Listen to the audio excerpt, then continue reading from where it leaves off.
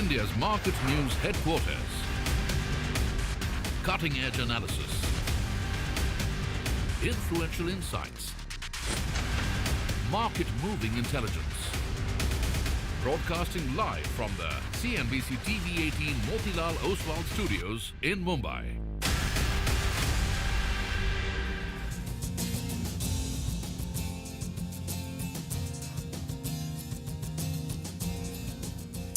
Good morning. You're with us here on a fresh new edition of Bazaar Morning Call. It's a Wednesday morning, bright and early. It's still raining here in Mumbai, guys. I don't know. I thought monsoons were done and dusted, but well, woke up to a kind of torrential rains, heavy rains. But we're coming to you from the CNBC-TV18 Motilal Oswal studios, and I'm Prashant. With me, my colleagues Surabhi and Nigel. Guys, hi. Good morning. Hi, morning folks. And it's been raining gains for pretty much in the markets around the world. Incrementally small gains, but nonetheless the color is green. Though, of course, we had our fair share of volatility. Yeah. Nigel, you called it, right? Yes, we got 26,000 yesterday. Remember, closing bell, I put him, right in the spot. In the spot. Got 2,600 and then the volatility. So let's see if we can actually sustain above that mark today. Well, that's right. And I'm feeling good today. For me, green or red, I don't know. But for me, the color is pink. It's my daughter's birthday. So little Natara's birthday. Little Natara's birthday. So for me, it's going to be a special day. But let's get straight to the market action. Absolutely. And, overnight as well, things are looking a little better. And, they've actually been like that. A third of a percent, half a percent, in that range, basically, in terms of gains. So nothing to complain. But yesterday, in a blink and miss moment, the market, the Nifty hit 26,000. And it was so blink and miss that actually we had to, the way we figured out is we actually went back and looked at the prices. It had hit about the 26,000 mark. I think actually 26,011 was the high for yesterday. That's a new all-time high. That's a new mark for the Nifty. And then, of course, we saw some selling pressure. So we ended absolutely flat. 25,940 is where we finally left off at. Now, last night, U.S. equities were modestly higher. The Nasdaq, S&P was modestly higher. The Nasdaq was up almost about 0.6% in the green on your screen. The sort of big mover and the outsized influence came in from NVIDIA. And here, you had an article from Barron's, which essentially said that NVIDIA CEO, Jensen Huang, sold about $700 million worth of stock, but he's done for now. I think the last part, which is the fact that he's done for now, is what caused that pop. The 4% move. Now, bond yields were flat, dollar, nothing really going on. Little on the back foot on the dollar last night. As a result, the Chinese yuan is now strengthened and threatening towards the 7 to a dollar mark. So we'll see if it can break above that.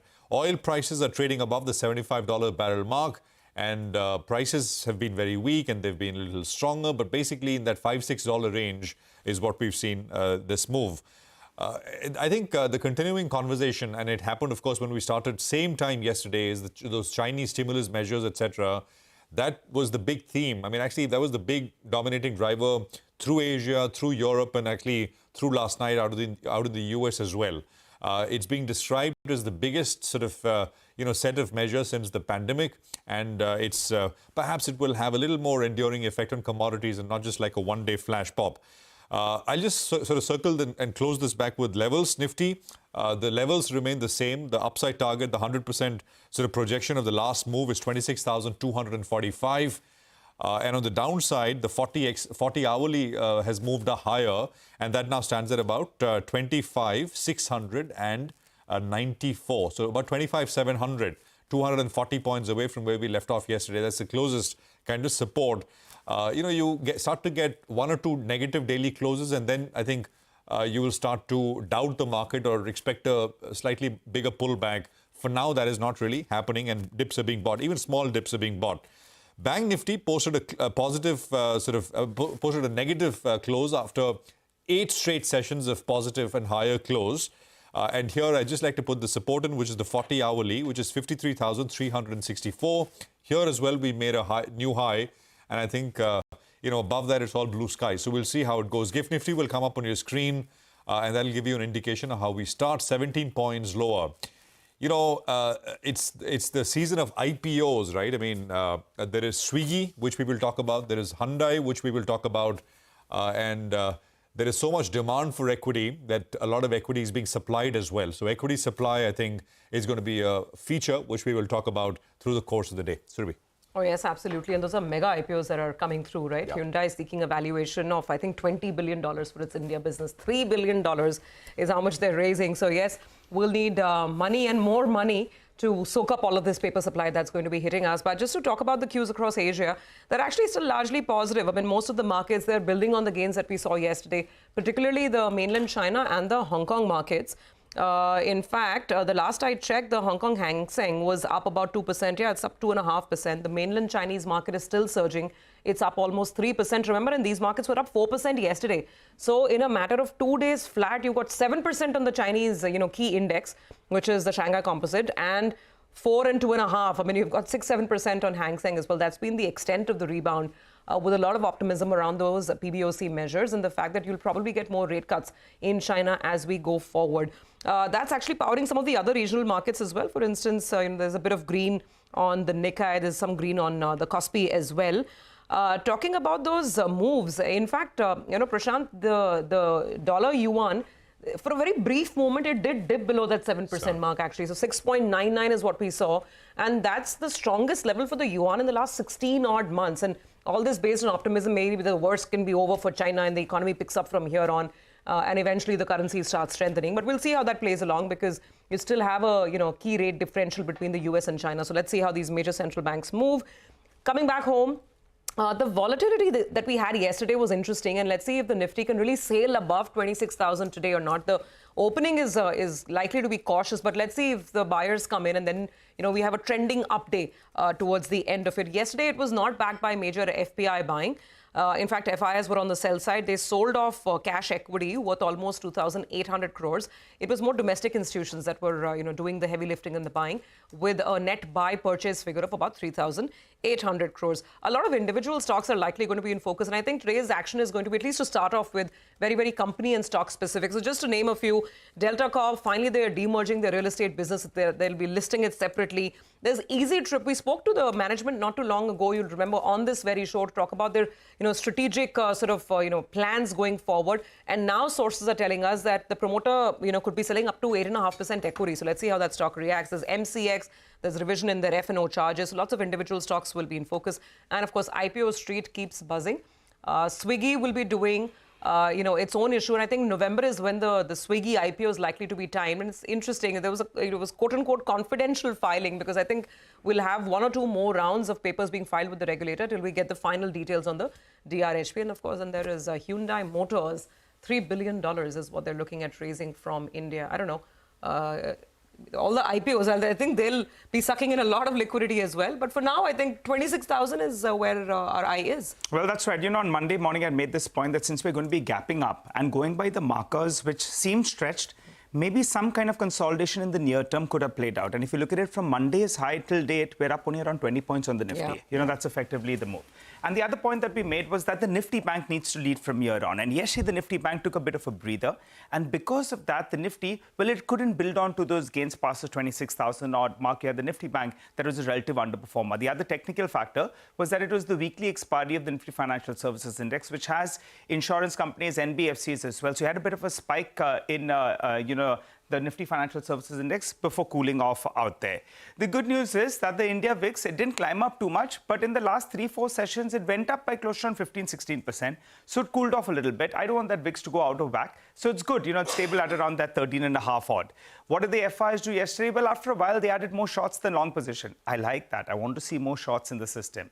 3 shorts for every 1 long position. 30,000 contracts is what they added. And that's why the short positioning from around 25% has moved to around 28%. What about, the positioning? The FIs, they continue to remain net long, but they've reduced their net long positions by close to around 16,000 contracts or thereabouts. While you have the client positioning, which is still net short, but they've reduced their short positions by around 10 to 15,000 contracts odd. So they're remaining, at opposite ends, but they've reduced, the exposure to the long as well as the short side. Pulling up the options data, well, that'll give you an idea about what the range could be. So we made this point yesterday, 26,000 call, 25,950 call. Both of them are seeing a fair bit of writing at those levels, which is telling us that higher levels the bears want to protect. They want to protect the 26,050 odd mark, which becomes the marker on the upside. Once we get past that, then maybe, in fact, we'll say we're in for another couple of percentage points moves. So that's going to be a resistance mark, 26,050. While on the downside, going by the options data, the 25,700 mark is very, very important. The Nifty Bank, that's the one that plays out the weekly expiry today, the options data out there. And yesterday's high of around 54,250, that becomes a marker. You want to end above this mark, so that's important. And on the downside, 53,500 roundabout, that's an important mark that we're looking at. In terms of stocks I'm looking at a technical factor that plays out here. A lot of those stocks, they're coming out of the F&O ban, and the list comes up for you on the screen. And yesterday, we had a lot of them that came out of the F&O ban. So we'll keep an eye out on all these names for today's trade as well. Okay, all right, Nigel, you come back here. We'll keep all those cues on board. Let's kick it off then with the equity call of the morning. Sunil Kaul of Goldman Sachs estimates MSCI India profit may grow at 14% CAGR in the next 6 years. He says this reflects India's resilient domestic economic growth backdrop, led by over 6% growth in investments and consumption, amid global moderation as domestic growth has become more important for India's earnings. He says profit pool is likely to shift towards investment cyclicals, and consumer cyclicals could see the highest absolute growth. He identifies 9 preferred growth pockets that span across power and energy, infrastructure, real estate, autos, transportation, housing, and agriculture. Okay, well, so I will get you more opinion. And our first on the program is Fook Hin, a senior investment strategist at Standard Chartered Bank. Fook, great to have you with us here. Thank you for your time. Just your thoughts on structure here in India. How are we looking a little draggy now as far as the frontline indices are concerned, or it's good for more? I'm talking about the Nifty, Bank Nifty. Bank Nifty, of course, is just about in the last fortnight made a new all-time high. So what's your sense? Yeah, thanks for that. I mean, we still do very much like the market in India. India continues to be our overweight preference within the Asia ex-Japan region. And it's really because of the growth story, I think, that's been delivering. We expect that will be continue to deliver. So yeah, we still do like India on a 12-month view. Obviously, in the near term, there's a lot of excitement about China now, where positioning was very, very low. But still, over the 6-12 months period, India clearly remains our preference. Now, in terms of the banks, I mean, our preference in the sectors as financials is one of the sectors that we are overweight in India. And it's really because we think the credit growth would really flow from the economic growth that's going on. That's going to be supportive for the banks in terms of the interest income and the activity they can generate from the economic growth. So yeah, I mean, financials is one of the preferred sectors in India, along with your industrials and staples. Okay, that's interesting. So industrials, staples, as well as financials, that's what you like here in India. Fook, but just to go back to that point on China, right? Because suddenly there's interest in that market, and we're seeing what it's doing, 2 days, 7-8% across different indices. Do you reckon that there'll be more money flow tactically for the short term? I mean, what should we expect from China? Because clearly the PBOC is not done. They're saying there will be more rate cuts and more easing ahead. Yeah, I mean, our expectation has been that the policy support will be ongoing and consistent, but just enough to keep the economic growth stable, right? We're not looking at a big bang kind of a policy rollout to really stimulate the economy massively, but we're looking at consistent, very targeted policies that's going to be ongoing in terms of how we can keep the economic growth stable. Look, I mean, the policy that was being rolled out on Monday, I think it has taken the market by a bit of a surprise, and that's why we saw a very strong reaction. We think positioning was very, very low in the China markets, and so the policy that was being rolled out, I think, gave a bit of reason. So tactically, we think it can still go up. Valuation is still cheap, especially for the Hang Seng Index, still below 10 times.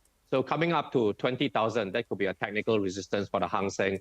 So in the short term, yeah, there could be more excitement in terms of the policies one might do, including some support for the equity market investments as well. But longer term, in terms of consumer sentiment, right, I mean, mortgage costs will come down because of monetary policy easing, but there's still worries about the property market, and that's really still weighing on sentiment. We need to see the property market stabilize before the consumer sentiment can really pick up. So on a 6 to 12 month view, we're still neutral on China equities. I mean, we do like equities globally, so we say they'll be invested in China because, you know, if you blink, you miss the rally. big days like this helps to be invested. But we do have a core view on the 6-12 months. We think the growth in areas like India will still trump, and so it becomes much more important.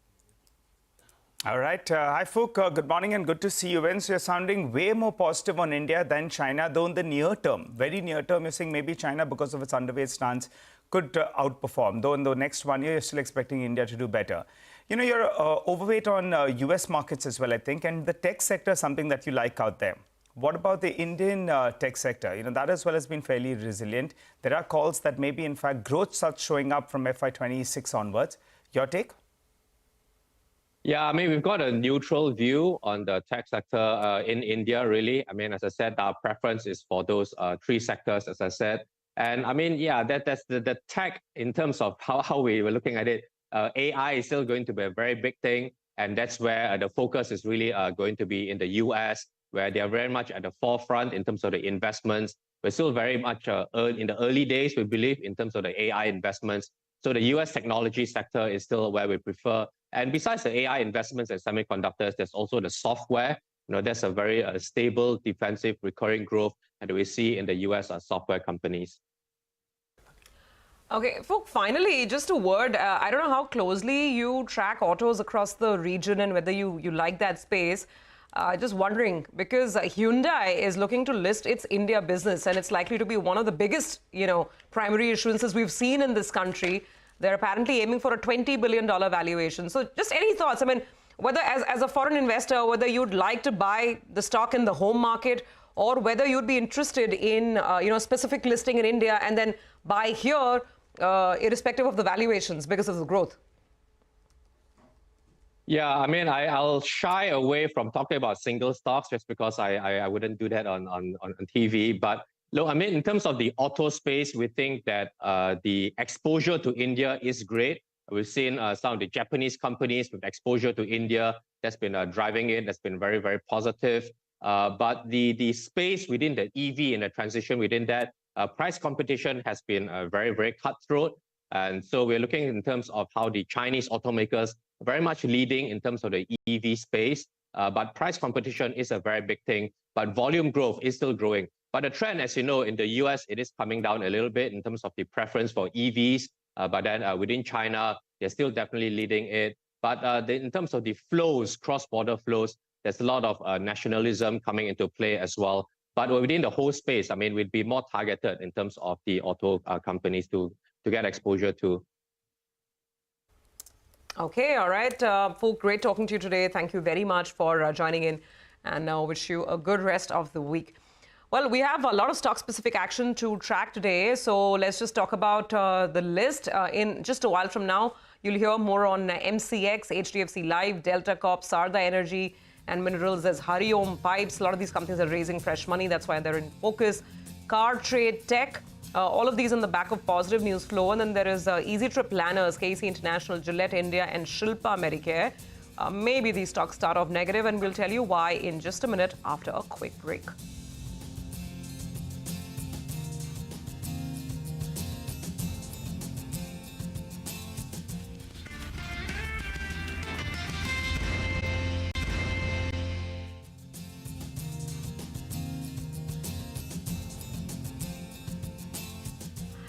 Welcome back. So we got you a sneak peek into our top 10 list. Let's straight away get to the action then. Now we have our research team standing by with all the stocks that you should keep on your radar today, guys. Good morning to all of you. Vivek, let's start off. Easy Trip Planners. Interesting development you're picking up there. Tell us more. Good morning. That's right. So two stocks on the radar. First, we'll start off with Ease My Trip. Over here, there's a stake sale happening. Block deal expected, pre-market. The promoter, Nishant Pitti, is looking to sell up to 8.5% stake in the company. Indicative issue price for this particular block deal is at 41.5 rupees a share. So the block size could be in the range of 580 to 622, depending on the price range at which the block deal happens. Remember, Nishant Pitti held close to 28.1% stake in the company at the end of Q1. The other stock on the radar is KC International. Remember, the company had taken an enabling resolution to raise up to 4,500 crore after the Q1 results, but the company has launched a QIP and they're raising just close to 870 crore this time around. Indicative issue price of close to 955 rupees a share. Equity dilution at 3.5% of the existing share capital. capital. The company says they will be using the proceeds both for debt reduction as well as for general corporate purposes. Okay, got it. Thanks a lot for that, Vivek. Well, let's hop across to Vamakshi. She's here to tell us about MCX and HDFC Life. Morning, Vamakshi. Well, good morning, Nigel. Let me first start off with MCX. MCX has revised the transaction fees for futures and options contract with effect from October 1st, and this is to comply with SEBI's True to Label norms. Now, the futures transaction fee will be revised to 2.10 rupees per lakh of turnover value as compared to 1.75 to 2.6 that we saw earlier under the slab-wise fee structure. The options transaction fee will be revised to 41.8 rupees per lakh of premium turnover value, and with this earlier was around 40 rupees to 50 rupees. The company earlier had said that the impact for exchanges will be neutral, but Morgan Stanley, who has an underperform call on this counter with a target price of 2,950 per share, says that ceteris paribus, the rise in transaction fees would actually result to a 5% increase in the FY26 CPS, but it will be important to watch out for the impact that this has on the volume. So, given those factors, going with a mild green for MCX. HDFC Life is the next counter I'm watching out for. Capital Raising Committee will be meeting on September 27th to finalize commercial terms for 2,000 crore issuance of subordinated debt instruments, and this in turn will supplement the overall capital for the company, and given that, going with the green for HDFC Life. All right, Vamakshi, thank you very much for that. Well, let's move on to more names. Delta Corp, Gillette India, Shilpa Medicare, all with news. Vinny's here to detail those out. Vinny, morning. Good morning. So yes, starting with Delta Corp, we could maybe see some value unlocking coming in. So a positive sign is what we're expecting for Delta Corp. The board has approved the demerger of its hospitality as real estate business as well. And this will be penned and kept under the name Delta Pen Land. Now, so this is the ratio of exchange that they'll be getting in terms of shares. One share of Delta Pen Land will be allotted to every shareholder who's holding one share of Delta Corp. So yes, positive signs expected here. Gillette India, that we're expecting a bit of a downside in Gillette India because its Bangladesh distributor has terminated the agreement. This is going to be with effect from 31st of December 2024. The net sales for that was around 2%. So maybe we could see that bit of an impact coming in the net sales for Gillette India from Jan 2024. So keeping an eye on that. Lastly, Shilpa Medicare also in focus, expecting a bit of a downside here as the promoters have pledged around 3.49% stake in the company. A list of promoters are there. Overall total shares is 34.25 lakh shares, so keeping an eye on that. Okay, all right. Thanks a lot for that, Vinny. Well, let's go back to Vamakshi, and she'll wind this down with some more stocks that are in the news. Vamakshi. Well, absolutely, Nigel. Let me first start off with Sarda Energy. The company has received a nod from Chhattisgarh Environment Conservation Board, and this is for expansion of production capacity of Garre Palma coal mine from 1.44 MTPA to 1.68 MTPA. Given this development, going with the green for Sarda Energy. Hariom Pipes is another counter that I believe will be opening in the green, and that is because the board has approved a 700 crore fundraising plan via multiple modes, which also includes QIP. The company also has given nod to increasing its authorized share capital from 40 crores to 50 crores. So given this development, going with the green for Hariom Pipes. And lastly, let's also focus in on Car Trade Tech. There was a block deal yesterday. Hydel Investment, which is a unit of Warburg Pincus, sold its entire 8.6% stake in the company through a block deal at 920.3 rupees per share. And overall, this block deal was at a little over 375 crores. This was done through an open market transaction. On the other hand, we saw Mirai Asset Mutual Fund pick up nearly 6.4% stake in the company in 3 tranches at an average price of 920 rupees per share. So given that development, going with the green for Car Trade as well. So Warburg selling and Mirai among the major buyers, domestics buying. That's been the trend in major blocks of late. Vamakshi, thank you very much for that. Let's quickly recap our list of stocks to watch. The ones that have positive news flow around them are MCX, HDFC Life, Delta Corp, Sarda Energy, Hariom Pipes, Car Trade. Stocks that have negative news flow around them, KEC International, Gillette India and Shilpa Medicare.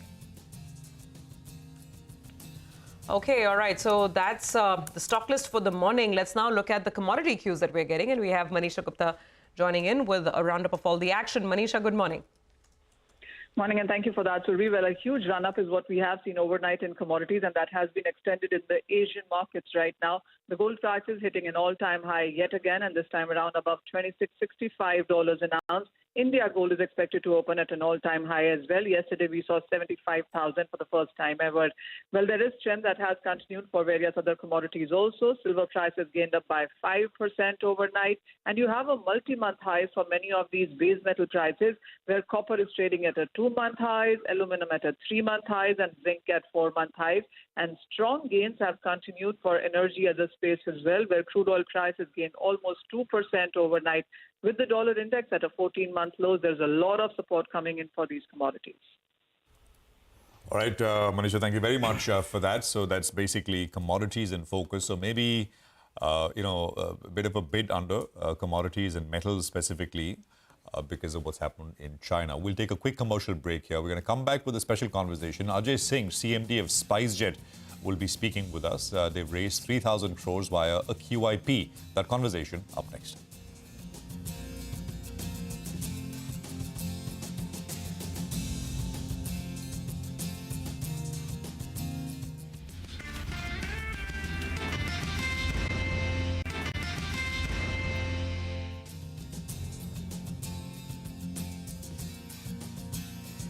Welcome back. Well, cash-strapped airline SpiceJet has raised 3,000 crore rupees via its recently concluded QIP. The airline plans to use these funds to revive the grounded fleet, acquire new aircrafts, and also expand into new markets. I caught up with Mr. Ajay Singh, the CMD of SpiceJet. I began by asking him about the utilization of this QIP and whether the company needs any more funds. Let's hear him out.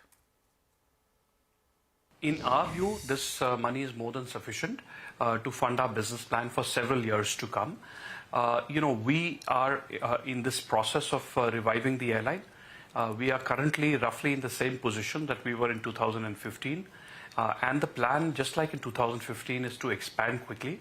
We are flying about 28 aircraft, and the idea is to get to 100 aircraft over the next 2 years. We believe that this fundraise suffices for us to achieve that objective. Well, the problem this time around is the competition is far more stronger. Between the Tatas and Interglobe, there's close to 90% market share out there. So it'll be interesting to see how do you get to that 100 fleet mark. But let me ask you a couple of questions with regard to what you said. To basically get to your growing ways, you require pilots, slots, and you need to have good lessor relationships as well. All three on board? SpiceJet already has pilots more than the ones that are required to fly the current fleet. We also have a very strong pilot cadet program. And we showed in 2019 that we can add 32 aircraft in 6 weeks and provide the pilots and the crew for that. So we don't think that that's going to be at all a challenge. We already have several pilots that had left SpiceJet for other airlines seeking to rejoin SpiceJet since the news of this fundraise has become public. So I don't think that's going to be at all a challenge. In terms of lessors, we faced, again, a similar situation in 2015. Lessors were owed significant amounts of money. We found amicable settlements with all our lessors, and those lessors came back and did significant business with SpiceJet in that period after 2015. So we are very confident that we can replicate that again. We have already settled with our largest lessors, and everybody is, I think, is raring to go and start doing business again. All right. So by when do you get back to 5,000 flights? You were doing that earlier this year. I think that number has come down to sub 3,000. How soon can you get back to that run rate? Well, our plan is to get up to close to 40 aircraft by the end of this financial year, and to get up to close to 80 aircraft by the end of the following financial year. So we will stick with that plan, and I think that you will see that 5,000 flight number in the not too distant future. I want to quiz you a little bit more on the employee salaries, but we'll keep that for a little bit later. Let's talk about market share. Market share has been sliding from around 6% in, maybe in November 2023. You have come down to sub 2.5%. Where do you see this number go to, Mr. Singh? You just mentioned that when you bounced back, I think, to 15-20%. So what's the goal? What's the outlook from here on? You're going to be adding fleet. You believe things are in place. So give us the guidance on that number. So, I don't want to give you market size numbers. I don't want to give you market share numbers. We need to add planes in a market that clearly can absorb much more capacity. We will do that at the fastest pace that we can, and we will do it in a profitable manner. Our commitment to our investors is that we will run profitable operations and grow our size over the next 2 or 3 years. I don't want to give market share guidance. Market share is what it will be, and it will, of course, keep increasing as we add planes. All right. If I look at the outstanding dues prior to this particular issue coming out, the presentation that you've put on the stock exchanges indicates that you have some outstanding dues of around 3,700 crores and roughly around 600 crores odd statutory dues. What do these numbers come down to from these numbers that you've already disclosed? How much of a relief do you get? So, of course, the statutory dues will be paid in full. In terms of lessor dues, we are in constant dialogue with them, and we are finding settlements with all of them. We've already found settlements with some of our largest lessors, and that 3,700 crore number will come down significantly. That's our estimate. You want to quantify significantly from 3,700 by the end of this year? What does it come down to? I don't want to, because those are discussions, Nigel. Those are So those are discussions that are still ongoing. We have presented an estimate to the investors, and I think that we will outperform that estimate. I think one other interesting thing I want to say is that look, we are an airline that had a market cap of around 4,000 crores. After this issue, that market cap is going to be close to 10,000 crores.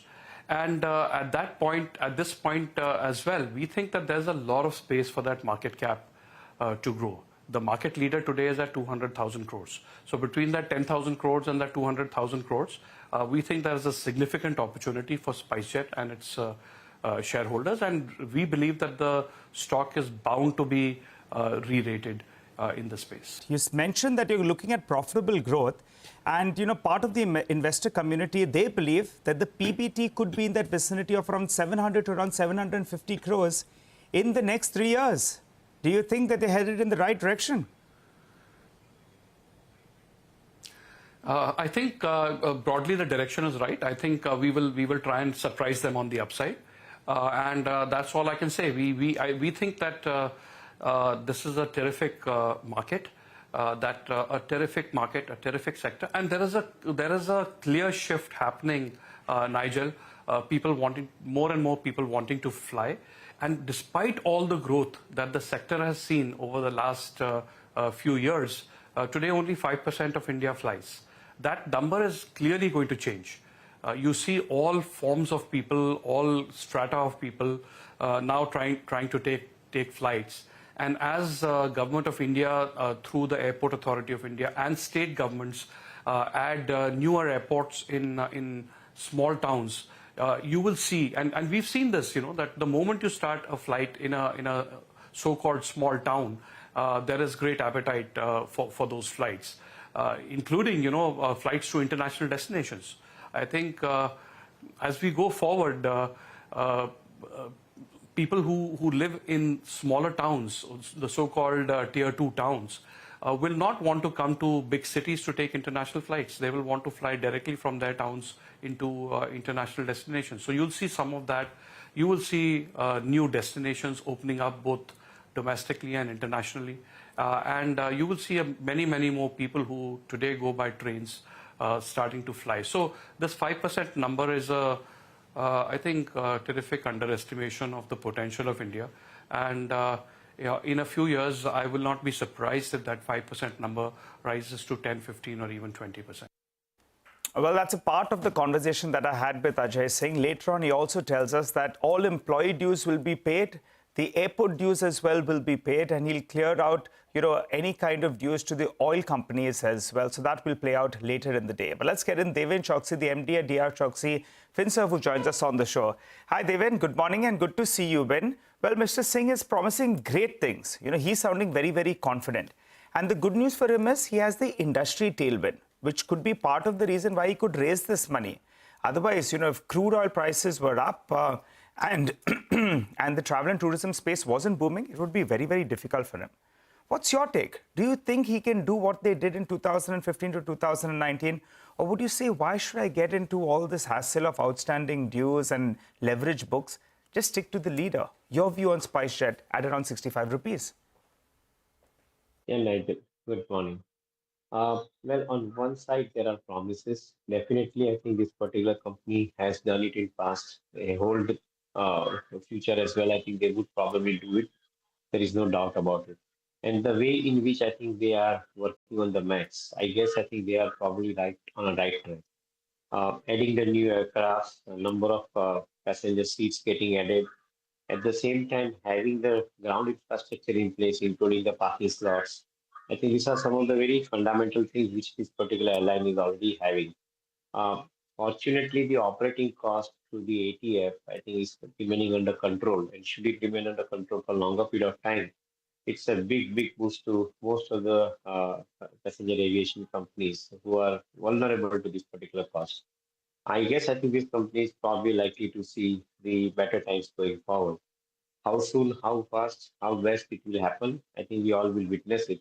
But I think the promises are there. And fortunately, the market is, I think, favoring them. Today, there is a requirement for more airlines, I think, in the country. And that's what I think is giving them chance. Indigo definitely remains the leader. And I think they have got their corrective strategy in place. Come Air India, I think they are equally, I think, well placed in this particular space now. So in my viewpoint, I think competition will always be there. But at the same time, I think the dominance of the top end of the players would be high. But at the same time, I think the last leg of the tier 4 legs of people or the airline companies would probably have an equal chance to probably come up to a level at which they were operating fast. So SpiceJet could be included in that. So we don't have the recommendation on this company, but I believe that I think as a sector, we find this is a positive trend that is going forward. Okay, all right, Deven, stay on. We have lots of other questions for you as well, but we do need to take a very quick break. No, I think we can actually squeeze in my director tells me you can squeeze in a question before the break.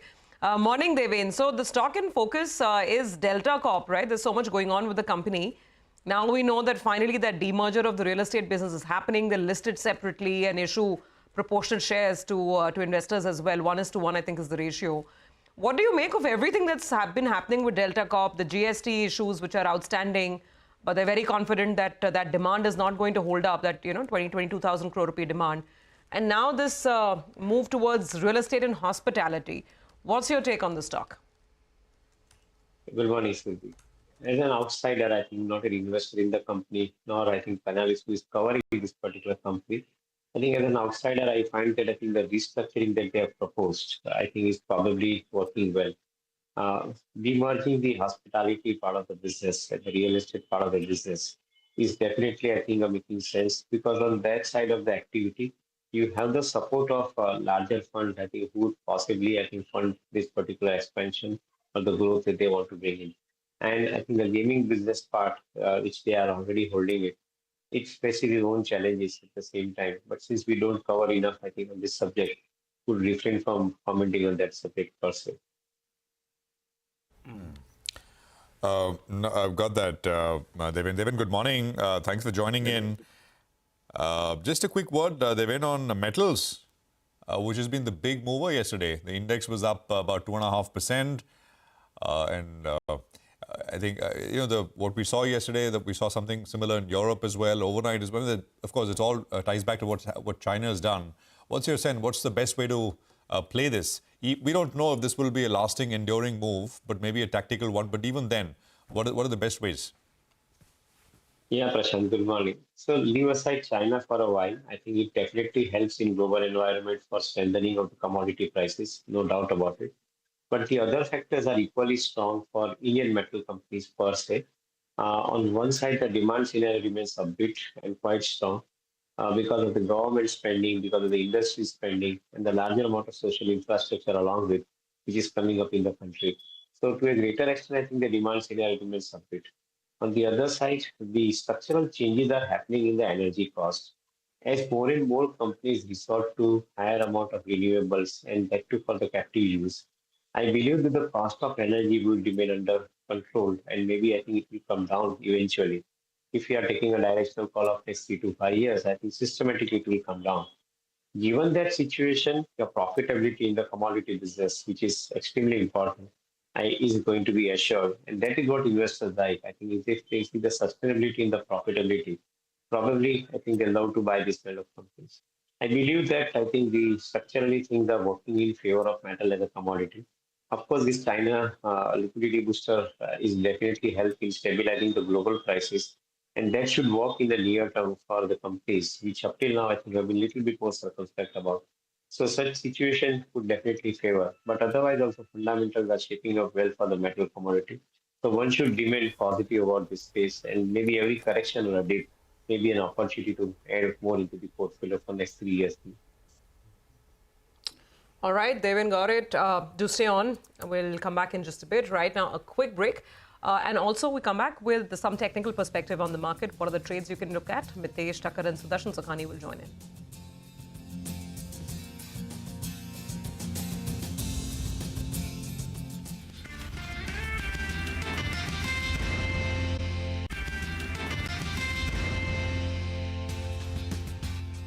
Welcome back. Well, we're still in conversation with Devin Chowksey. Devin, I wanted to ask you about the upcoming IPOs, and the street is looking forward to them, Swiggy as well as Hyundai. Let's focus on Hyundai first, because, we have a lot of listed entities. That's from the auto pack. What's your view on it, and what kind of impact it can have on Maruti? I was looking at one matrix, which says that a third of Maruti's volumes come in from the SUV segment, while for Hyundai, it's already around two-thirds odd. So Maruti has that scope for growth. It will be better realizations if they can go to higher in terms of a contribution coming in from SUV, which will mean better profitability as well. What's your view on Hyundai, and how do you think? Would you rather prefer Maruti? Yeah, Nigel. Well, I believe that I think both these companies will have an equal opportunity to play around. Maruti is already around at 4 lakh crore market capitalization, well positioned in most of the portfolios of the investors, including their mutual fund portfolios. Hyundai is a new paper coming up, and given the kind of inflow of money which the mutual funds are attracting, there is going to be enough space for adding one more company into the portfolio for sure. So from a perspective of, I think, buying the liquidity in the market, I think this particular answers the point here. But more importantly, on the fundamental side, I think the premiumization point that you touched upon.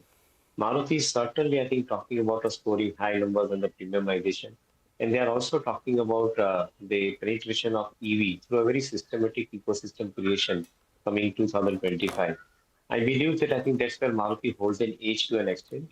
But at the same time, I think this particular company is already there in the premiumization. And I think for them to get into further is definitely, I think, a good choice. Because as we are seeing the progress in the country, the consumer is moving towards the high end of the vehicles, call it SUVs, call it, I think, the better segments, I think we did that particular thing as well. So from a perspective of, I think, looking at both these companies, I would remain distinctly optimistic about the prospects of both these companies. In fact, Tata Motors, Maruti put together, I think they are somewhere around close to 8 lakh crore worth of market capitalization. I wouldn't be surprised if Hyundai registers the case and I think goes closer into that particular territory. Maybe in the near term, I think you might have a little higher score for Hyundai, and I think little lower score for Maruti as far as the stock price is concerned. But I believe that I think this particular move is likely to sustain with a high market capitalization possible for all three companies. Nigel, I was reading this article. I think this is the Times of India. I don't have the name. It says it's interesting and maybe a little worrying at the margin as well. Offtake of SUVs priced above 20 lakh rupees is down 18% in the first 5 months of FY25.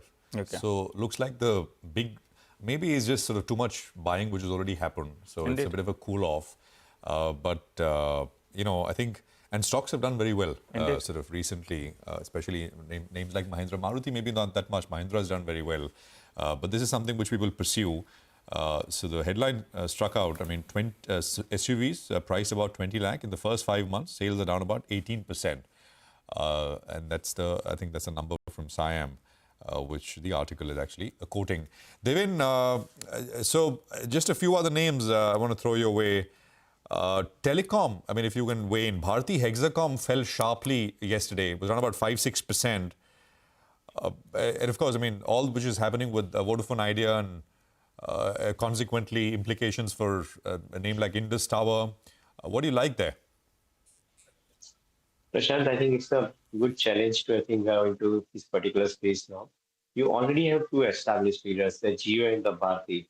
And I believe that this is where you should be putting your, focus on. Because globally also, if you look at the established players, first two players, they hold maximum amount of market share. And this is what these two companies have captured. Look at, what Vodafone is doing. Look at what BSNL is doing. They are investing money in 4G to begin with, and then they will be scaling up to 5G. Yesterday was 4G, today is 5G, tomorrow is going to be 6G. The network of Jio and Bharti is ready for 6G rollout going forward, and they are already 5G rolled out. So obviously, to me, the companies which are basically positioning for tomorrow, they are going to be the preferred choice. Also look at the numbers. On 120,000 crore worth of revenue for Jio, there are 60,000 crore worth of EBITDA already making into this particular proposition. Rest of the companies, including Vodafone, definitely will have to struggle to come to the profit level first. So my take is that very clear choice. Stay with the leader at this point of time. Business is actually going to grow at the compounded rate of around 18 to 20% for them. So that's where probably we would continue to hold the position in these leaders. All right, Devin, we'll leave it there. Thank you very much for joining us. Good conversation, as always. Appreciate it. All right, well, let's get you the technical trading ideas as well. Mitesh and Sudarshan are with us with exactly that. Gentlemen, good morning. Great to have both of you here on the program. Thank you for joining us. Mitesh, first to you. Blinken missed 26,000 moment yesterday.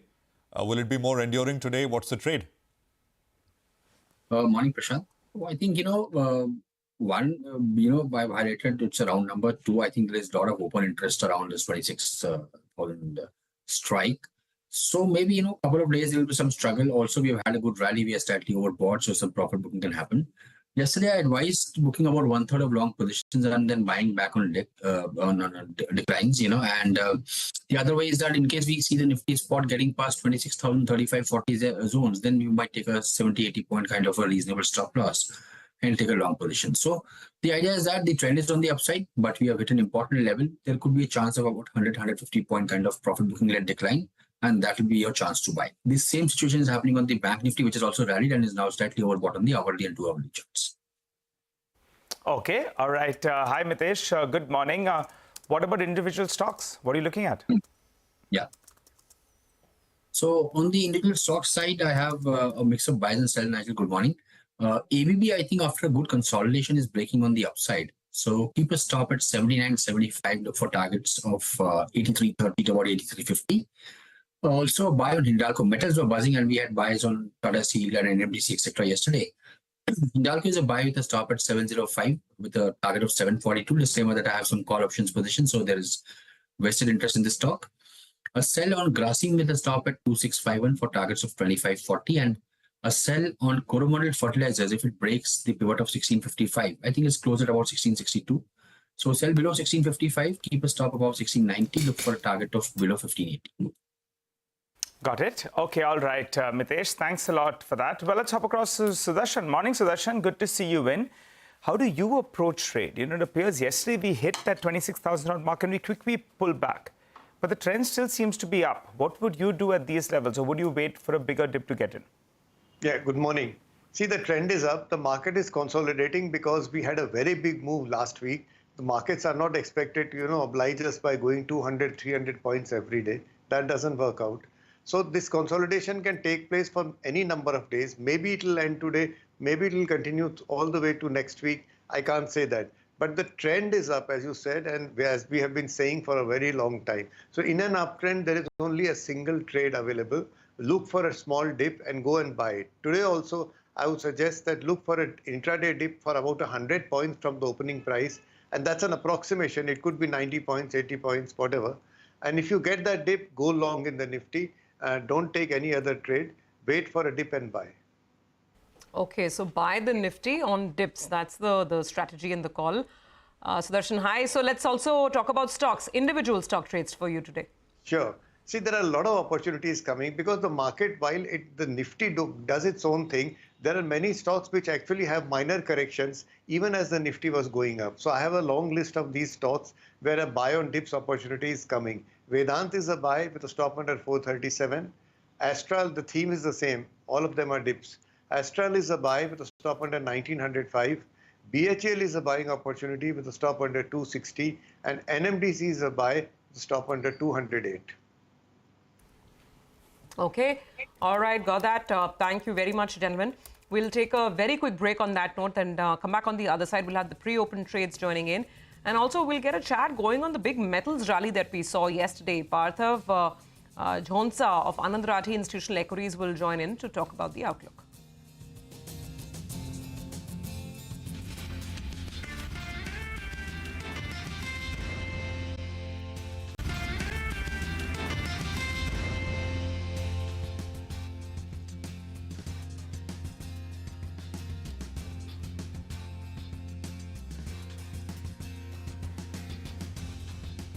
Okay, we'll start getting the pre-open rates in the next couple of minutes. As we do that, let's also look out for some F&O market action and perhaps some trades that you could consider over there. Rajesh Palvia, VP Technical and Derivative Research at Axis Securities is joining in. Rajesh, good morning. So what calls would you go with today?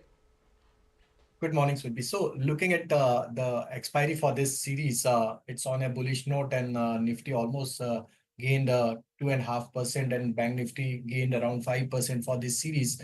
So it's turned as a bullish series for the month. And looking at the data setup, long built-up is clearly there in both the indices. And the way rollover action is taking place, we believe that, furthermore continuity of uptrend we could see in the beginning of the new series also. Looking at the data setup, the major put-based concentration for Nifty is placed at 25,900, 25,800 zone. So these may act as a good support area for any kind of minor dip if we get in the market. So buy on dips is the strategy. We are focusing to buy 25,950 call option, which was closed at around 92 rupees in the previous day. And we are projecting target towards 155 to 160 for this call option, as we believe that, expiry may, be around 26,000 or 26,100 range. So this call option one can focus with stop loss of 50 rupees. So 25,950 call option we are focusing at this juncture. Bank Nifty is also looking promising. Until Bank Nifty is holding above 53,700, we believe that, this momentum can extend and possible target for Bank Nifty 54,500 to 600 we can see in the near term basis also. So here also one can look for, going long in the Bank Nifty also for minor dip. On the stocks front, we believe that, some traction we have already witnessed in the previous day on the IT side. And we believe that, IT stocks can do well. And TCS after this correction has shown some sign of recovery from its important support area. So TCS one can look at to buy. We are projecting target towards 43.50 to 43.80 for trading point of view, and keep your stop loss around 4.235 to buy TCS. Another stock that we like is from pharma space, that is Biocon. Stock came out from the Bain period, and again the way stock has moved up in last 3 days. Now stock is comfortably holding about 20-day moving average. We believe that Biocon can extend its gain, and possible target towards 390 to 400 we can see in a short period of time. So Biocon is buy with stop loss of 365. And the third stock is from the capital goods, that is ABB is looking promising. Stock managed to give breakout of long consolidation. In the previous day, very strong buying action. So we believe that ABB can extend its gain. We are projecting target towards 8,200 to 8,250. So ABB is buy with stop loss of 8,030. All right. Thanks a lot for that, Rajesh. Appreciate you joining in and giving us those calls on the index. Wishing you a good day ahead. But let's turn the spotlight on the sector that's sparkling. That's the metal index. We have Parthiv Jhonsa, the lead analyst, metal and mining at Anand Rathi Institutional Equities, who joins us on the show. Hi, Parthiv. Good morning and good to see you, Ben. Well, what's the view? China seems to be trying to get its act together, and that's what's led to a big spurt in terms of commodity pricing and even our metal stocks out here. What's your view? How do you approach this theme? You have, cooling off of rates in the United States, which is good for non-ferrous companies as well. So what's your preference, ferrous or non-ferrous? Yeah. Hi, good morning, Nigel. Thank you for having me on your show. Let us first deep dive into what is actually happening in China, right? China today is world's largest producer consumer across, ferrous and non-ferrous both, whether you talk about steel, aluminium, copper, any kind of metal, right? So what used to happen is, over last, I would say 3-4 years, their property sector, which was one of the largest, consumer of the metal, was actually lagging. So if you see, especially post 2020, 21, 22 era, whatever, this is not the first time China has actually got any kind of a stimulus, I would say. Even before whatever the stimulus they got it, they were all in piecemeal basis, and none of the stimulus has actually given out the rally. The rally did not sustain going forward, right? So whenever the prices used to rally in anticipation of those stimulus, and thereafter they used to cool down. This time around also, though this is one of the largest stimulus announced by China, I would say, the prices have rallied in anticipation of the stimulus. However, for things to turn around, you need to have, multiple further stimuluses going forward in order for this to sustain. Now, when you talk about ferrous and non-ferrous, right? Ferrous also, iron ore is one of the largest drivers in the ferrous side of the business, right? Today, what is happening in iron ore that, Chinese port inventory is at its record levels. They are at about 146, 148 million tons, and there are no signs of it going down below 140, 135 million tons, at least over the last 2 to 3 months. When you talk about long steel, Nigel, what happens is there has been some there has been some inventory reduction in long steel, because especially during this autumn festival, which has been observed in mainland China, there has been a lot of outdoor construction which picks up. So there has been some inventory reduction in the long steel. However, flat steel keeps on mounting. There has been not great. There hasn't been any great reduction in the inventory for flat steel, and because the demand within the domestic within China is not that great, they have been dumping around. This year also, they are having record exports, and I'm expecting, by the end of CY24, the exports would be over 110 million ton. So until unless there is no real pickup in consumption within China, this stimulus will also be one of those stimulus, and we believe that there will be multiple stimulus which will keep on coming forward, but there has to be something big bang coming from the country. Parthiv, so I take all of those points that you have given us. The other counter argument is that only 5% of the Chinese steel producers are making money as of now. If that is the case, then that could be a sign that pricing is bottoming out. Yes, the inventory, iron ore inventory at ports as well are piling up, and that's a big worry. So what would your approach be? If the stimulus is coming about, if things have bottomed out, then which are the top picks? Since you mentioned that longs, maybe that inventory levels are coming down, will JSPL be your top pick from the ferrous pack? Sure. You absolutely pointed out a right fact that, hardly 5% of the mills out there are actually making money, right? The burn rate is quite huge. Over and above, the blast furnace utilization rate over the last 3 weeks has been continuously going up. So there has been continuous production, and that is actually keep on mounting on the pressure. The pressure has been there on the prices, right? As far as your domestic play is concerned, we are very positive on companies which has a pure domestic presence, which are adding capacity towards value-added products. So companies like GSW and JSPL are, as a house, we have a topic on these two companies in the ferrous space. So we are positive on the domestic growth story. India is one of those few countries which is actually progressing very well. We are expected to grow over 8.5% going forward in ferrous space. Also in non-ferrous space, when you talk about aluminium and copper, we are expected to double down on our consumption over next by the end of this decade, by say 2030 or 2032, right? We expected to double down on our consumption. Also, the new age sectors has been driving a lot of demand for the non-ferrous side. Yeah, Parthiv, so exactly what I was coming to. Since you sound optimistic on non-ferrous and demand seems to be good, what's the best way of playing it? Which stock?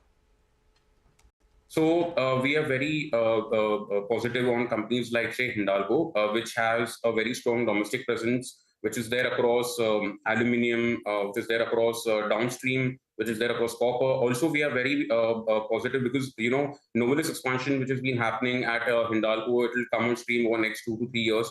Once that is there, they'll be taking under next phase of expansion as well. They have been doing a lot of, debottlenecking, a lot of recycling plants they have been putting. So these all things, overall, if you consider, we are very optimistic on companies like Hindalco. All right, but what about Vedanta? Because Vedanta is giving you exposure to everything. Geopolitical tensions, the rising crude, they'll stand to benefit. If there is some kind of disruption, then aluminium is there to play it. Precious metals is twinkling, then silver is there. But you have that promoter question mark always. You don't know what they're going to do next. What's your view at these levels? Actually, Vedanta has been the biggest underperformer.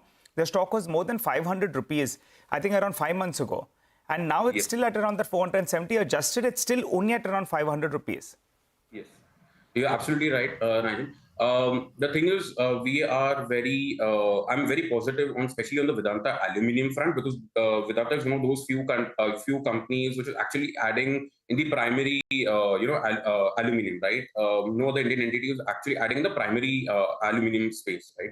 So Vedanta aluminium, yes. Let us just wait for the split to happen, and then let us play on all the different, 6 entities which will be coming out of that split, right? So once you split, you have a very clear-cut bifurcation between each of these metals, right? Whether it is your base metal, or whether it is your power, or whether it is your aluminium or it's zinc, right? You have a very clear-cut direction to play. Okay, all right, we'll leave it over there. Thanks for joining in, Parthiv. Good to get that perspective from you. Well, that's the metal space and the Anand Rathi call out there. Let's quickly look at the market as well. What we've got in the pre-open, now that it's settled, is about a 40-point dip on the Nifty. And the Bank Nifty is down about 0.3%. So let's see how this plays. But even today, it's actually the metal stocks that are still carrying on with a little bit of the shine and the sparkle. JSW Steel, Tata Steel, and even Coal India on the material side. So these are stocks that are still holding up. Let's quickly get to the 9-10 calls then. We have our technical experts with us. Sudarshan, what's the stock? Well, NMDC is a buy with a stop under 208. Okay, so going with the theme on metals and materials. And Mitesh, what about you? I'll go with a buy on ABB for targets in excess of 8,300. Okay, all right. So that's ABB. By the way, looking at the market, ICICI Bank once again today is looking slightly weak. It's down about 0.6% in in the pre-open. Gentlemen, just very quickly on banks, what is it in large cap private banks? What looks the strongest and what is a relative avoid? Mitesh, what would your advice be on banks? There's no avoid. In fact, I would want to buy all of them if they are available on a mild pullback. Maybe IndusInd Bank is slightly underperforming. So is Bandhan Bank, but I think HDFC, Kotak, ICICI, Axis, I think all look very good to me on the short to medium term charts. They've run up a bit in the last 7-8 days, so you would want to buy them on mild declines. Okay, all right, gentlemen, thank you very much for your trading calls today. Thanks for joining in, and we'll touch base again a little later during the day. Let's move on. We've got a lot of interesting stocks to consider and all the commodity cues to keep in mind as well. I think I have Hormaz now joining in. Yeah, so actually we have all of them. Okay, great. We have Manisha on commodities, Hormaz, who's been looking at an interesting Goldman Sachs note, and Vivek, who has some more stocks to keep on our radar. Thanks for being here. Hormaz, let me start with you. The GS strategy note, I think that singles out a couple of stocks that they're bullish on as well. Tell us more. Stocks on which it is bullish on, but before that it mentions that that India is likely to continue to remain the fastest growing economy over the medium term. This is part of its India strategy note, and this mid-teens profit growth momentum, according to Goldman Sachs, may sustain to as long as 2030 is what the brokerage is anticipating. And it says that the profit pool may shift towards investment cyclicals, and those who may see the highest rise in the profit pool include sectors like autos, real estate, industrials and chemicals. Chemicals has been an underperformer, but autos and real estate have surged a lot, as have industrials. Now, what they also say is that this growth leadership may rotate towards the power and new energy segments, and based on this, they have come out with a list of 20 stocks on which they have buy recommendations. Among the large caps, they have stocks like Reliance, L&T, M&M, Ultratech, Adani Ports, and Eicher Motors. So it's a broad spectrum of names there. Within the broader markets too, they have names like Indigo, Havells, Polycab, Ashok Leyland, Phoenix Mills, Uno Minda, Hitachi Energy from the industrial space, Astral as well, Kajaria, Blue Dart, and Amber Enterprises. But within the PSUs, the high-flying PSUs that have been underperformers of late, only two names feature in this list. NTPC and Power Grid are the two names. So it is that power growth leadership that Goldman Sachs is talking about, which reflects in their stock picks as well. Back to you. Okay, all right. Thanks a lot for that, Hormuz. Well, let's hop across to Manisha. She's here with all the updates on the commodity space. Morning, Manisha. Well, thank you for that. Well, there are three things that have been keeping the momentum in commodities alive. One, of course, the U.S. Fed rate cut and the expectation that more central banks are headed that way. Second, that the dollar index is trading now at a 14-month low, just about holding that 100 mark. And third is the way China has been making statements and doing action on the street as well. We have seen a cut in 7-day reverse repo, reduction in RRR, and then apart from that, refinancing of nearly 37 trillion Chinese yuan in sense of mortgages, and LMF rate cut as well by nearly 30 basis points. The PBOC governor has spoken on Monday about a cut in RRR by nearly 50 basis points. That is yet to happen, but that sentiment already has played into the market. Is the reason you're looking at copper prices at a 2-month highs, aluminum at 3-month highs, zinc prices at 4-month highs, Brent crude prices gained up by 1.5% overnight. We also are looking at gold at all-time highs, silver prices gained 5% overnight. So everything that you touch in commodities is on the higher side. Okay. All right, Manisha, thank you very much for that. So, yeah, commodities absolutely top of the mind. IEX is what we want to focus on next. Stock was down about 10% yesterday. Vivek is back to shine the spotlight in this one. Vivek. That's right. A quick recap of what transpired yesterday, and what is the kind of impact that analysts have penciled in if in case there is market coupling that gets implemented. First up, let's have a look at it. The delivery volumes yesterday are 26.11%. Very important to note that today the stock has entered the FNO band, so no fresh FNO positions can be taken in the stock today. What LRR is saying, market coupling can lead to a market share loss. Currently, company enjoys a market share of close to 84% as far as the short-term power exchange is concerned. They believe it can drop to 70% by FY27, and they see this can cause an almost 19 to 20% cut as far as EPS estimates are concerned for FY27. IIFL, remember, wrote a note yesterday. They believe market coupling is negative for IEX. With 50% market share in the DAM as well as the RTM segment, they actually see FY26 EPS estimates getting cut by close to 26%. So market coupling is negative for IEX in case it does get implemented, but implementation still seems some time away. All right. Vivek, thank you very much for that. So that is the word coming in on IEX. We're, a couple of seconds away from the market open, and the first trades will come up on your screen shortly. We'll look at the indices, and then we'll go down and look at individual stocks which are moving around. As always, broader market, there is a fair bit happening. The pre-open has left us slightly lower. So 25,900 is where the pre-open has left us at, and we're opening around there. So 25,915 is the first trade. That's absolutely flat. I mean, 0.1% change. The Nifty Bank is down about 0.16, 53,877. So, that quick sort of, 26,000 and then the drop. I mean, so we are sort of picking up from where we left off yesterday in that sense. Bank Nifty is also down about 0.2. Mid-cap index is down about 0.25%. So actually all in line. IT index is down another 1/3%, 0.4% straight off the bat. So, yesterday, of course, the IT services back. It's been a little mixed last 2 weeks or so. It's been more down than up, the IT services pack. And look at the heat map on the Nifty, which is coming up. It's overwhelmingly in the red. 30 stocks almost down and about 20 which are starting higher. Sribi. Okay, let's look at the individual movers and shakers then. On the lower side of the Nifty, Bajaj Auto, LTI Mindtree, Apollo Hospitals. So these are three diverse from very different sectors. Then there is Britannia and Lever. So some profit-taking, even Asian Paints for that matter, some of that profit-taking trend that we saw in FMCG. That is continuing this morning as well. Reliance is on the lower side. TCS is on the lower side. Infosys is on the lower side. So these are the heavyweights which are sort of keeping things down. On the flip side, like we've been saying, it's commodities and once again metals as the China exuberance continues. So Hindalco, JSW Steel, Tata Steel, these are your top drivers. And Power Grid is continuing its good form. Remember, I think it was Motilal Oswal that came out with a note on power utilities and in the entire power chain. And Power Grid is one of the stocks that they like. So still going strong, 1% up over here. L&T is higher as well.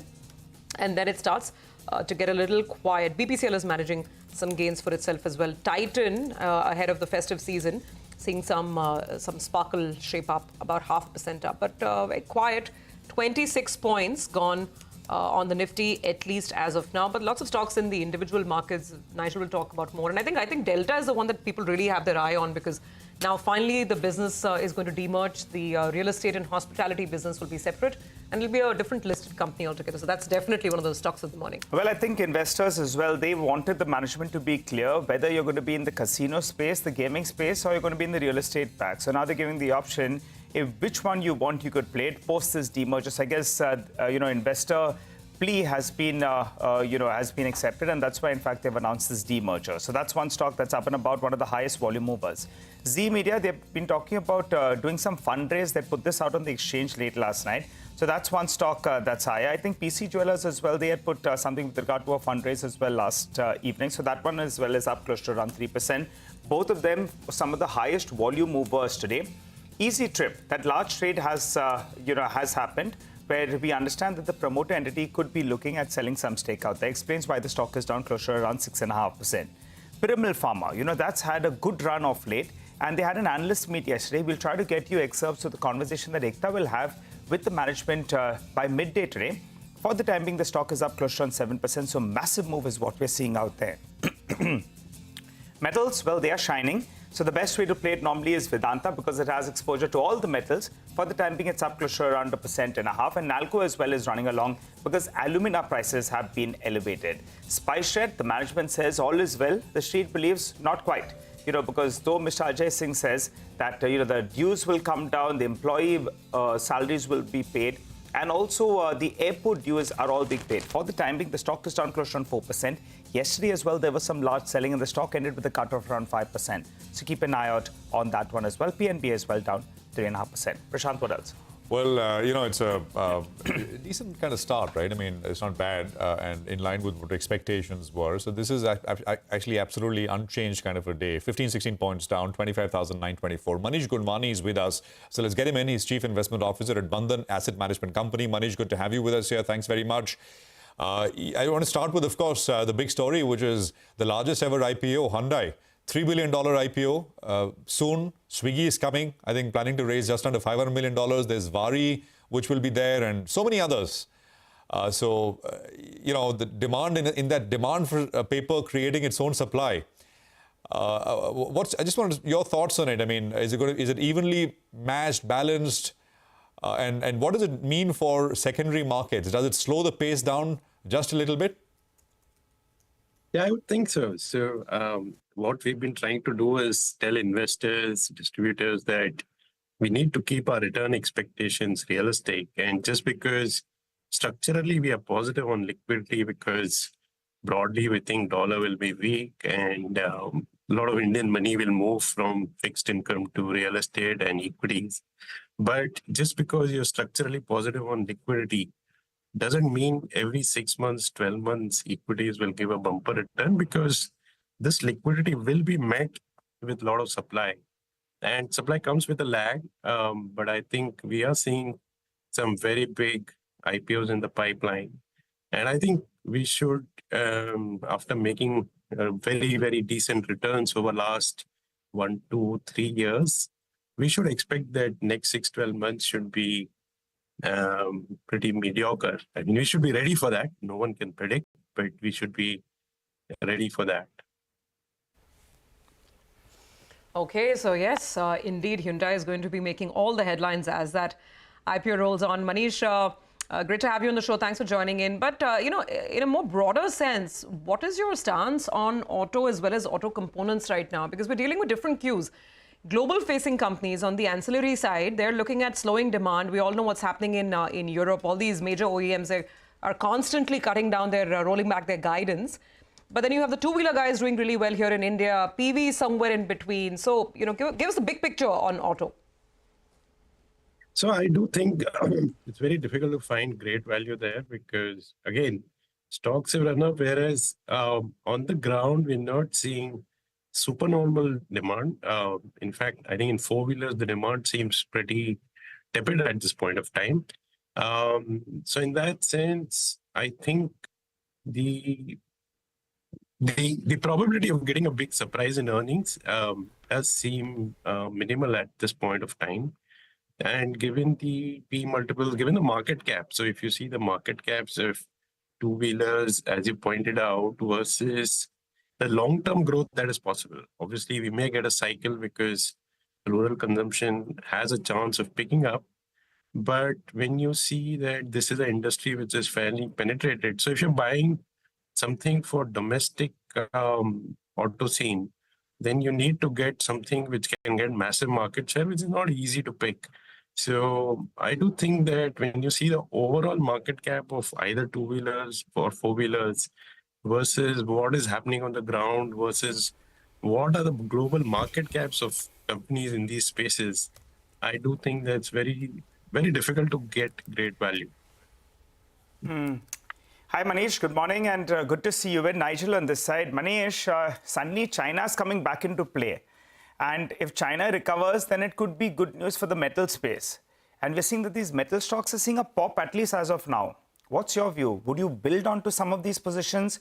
Or would you say that, let's wait for more, evidence that China is actually recovering and then get in? The other tailwind is that the Fed is cutting rates, which otherwise is positive. So how are you positioned on this space? So I would have a mildly positive view on metals. More tactical because China's recovery, unless it is directed very strongly by policy measures, which some of it has happened, but we have not seen the bazooka come out in one sense. And I do think that they need a big bazooka because the real estate sector is very big. It's under huge pressure. And also, when you see the structural issues like demographics, etc., clearly it is not a very strong country in that respect. So to expect a sustained recovery in China at this point is too nascent. But yes, I think when you see rest of the market versus metals, when you see the asset value, when you see the free cash flow, the dividend yields, at this point, also helped by the fact that, as I said, if your medium-term view is that dollar will be weak, so the downside on commodity prices may not be too much from here. Apart, of course, in the scenario where US goes into a deep recession, but right now, I don't think the market is pricing that in. So when you see on a relative basis, I think there is decent risk reward in metals and oil today. No, absolutely. Got that. Just a quick word, if you will, on the sort of big, the large segment of the market, which is financials, Manish. The banks basically is what I'm referring to, because a lot of the capital market plays have all done very well, but banks have really not. So I just wanted your thoughts. Some believe, the underperformance is more than anything else technical, because it's about 25% of the market. It's a very large segment, takes a lot to move this space. Is that it, or are there any underlying issues? No, I do think there are some challenges there, particularly on the CASA side, which we've talked before, that there are both cyclical and structural elements which are pressurizing CASA. So unless the banks display some pricing power, because if you see what is happening is that on a 1 year or 2 year basis, the balance sheet has grown more in the riskier parts, which is unsecured lending, SME lending, agri, versus the safer parts, which is AAA corporate or mortgages to salaried people. But in spite of that risk profile on the asset side moving up, we've not seen NIMs expand. In fact, we've generally seen NIM under pressure, which basically means on the same product, the margins are probably coming down, which is a lot to do with the liability cost. That if you see CASA as a proportion of the liability side, that has materially gone down over the last couple of years. Now, unless you see some kind of pricing pressure where this fall in CASA proportion is reversed by, let's say, cutting rates on saving account or something like that, very difficult to be structurally bullish. Again, the valuations are such that maybe the downside is obviously not much, but can we see massive earnings surprise? Looks doubtful. Okay, all right, Manish, we'll leave it there. A quick conversation today. Appreciate your time, but it's good to get that. Thank you very much. Now, I want to move on to the big news development in the NBFC space, which was the Reserve Bank of India lifting restrictions placed on IIFL Finance's gold loan business. Remember, these restrictions were imposed by the RBI early March. These restrictions prevented the company from sanctioning, disbursing gold loans. I caught up with Nirmal Jain, founder and chairman of the IIFL Group, to talk about what the lifting of this ban means. Have they started disbursement? And by when can we expect the gold loan book to go back to the pre-ban levels? Let's play this out. So disbursement has just begun, actually. It's just about 2-3 days. So maybe I'll say it's just since yesterday that we started our business. So it's been a long gap and it'll take some time to ramp up. And it's very difficult to give any forecast or any projections on how quickly it will take. But what we are doing is, we are in no hurry or there's no panic to get back. We want to do it in a more steady, orderly manner and making sure that the compliance is fully met, the risk controls are in place, and it's a long-term business, and I think we'll scale up over a period of time. Just because there's no precedence to this kind of disruption and resumption of the business, so it's very difficult to give any timeline or how quickly it will be. But I think practically it has started yesterday, and the response has been very good. Customers are coming back, and there are some branches where there have been queues also. So I think customers trust us, and we hope that things will recover faster. If I can ask you, what was the amount disbursed first couple of days? What can? It's very difficult. It's not very significant. Let me put it this way. Got it. How easy or difficult is it going to be? Because you've lost market share because you were out of the market. Customers would have switched lenders, etc. as well. So what would you have to do to go out there and regain the share that you lost? Gold loan is a very short-term product, so it gets repaid fast, and that's why almost 60% of book ran down. But the converse is also true because it also builds up very fast. So typically our disbursements have been almost twice the AUM, and the customers will come back to us for the same reason that they chose us in the first place before the ban.